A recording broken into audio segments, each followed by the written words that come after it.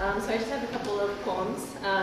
This first one I wrote in the Cowbird's creative writing class in 2001 at Davis High School. So it's called For the Sun.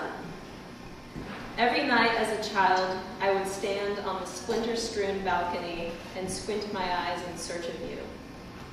I longed to unhook your yellow curtain that tied you to the distant hills.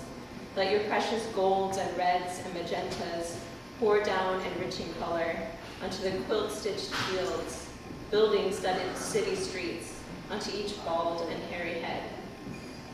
Every night as a child, I was startled when you eased down that slippery horizon, locking yourself into the abyss, leaving me alone in the blue blackness to discover the moon.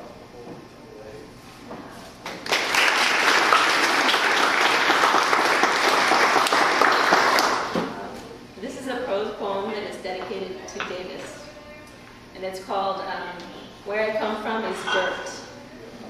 Miles of it, carefully arranged in long rows, braided with water and left to simmer in the heat. I like to walk out beyond Russell Boulevard, between the row of olive trees, and watch the people in triangle hats nudging, pushing, rolling seeds in soil.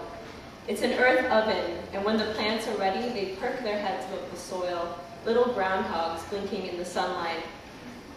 Where I come from, people worship this dirt, package it, sell it, tease it, study it, trample it.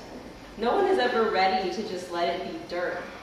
Sometimes when Pewter Creek is full, I wander out there where the sheep drift mercilessly, and out there the dirt just seems to sigh to itself. Where I come from, people fight over dirt. It's wealthy soil, my mom says, and she should know because she grew up on a farm whose dirt was overturned by a lusty levee on Christmas Eve.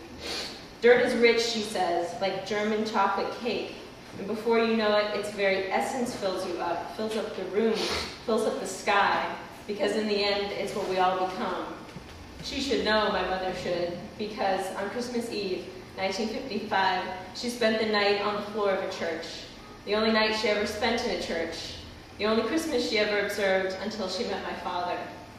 Christmas Eve, 1955, and a Yuba City flood wiped the dirt clean, drenched the walnut orchard my grandfather grew up tending.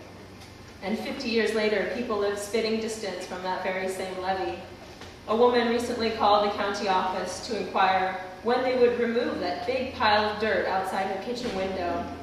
Dirt, my mother says, is rich where I come from.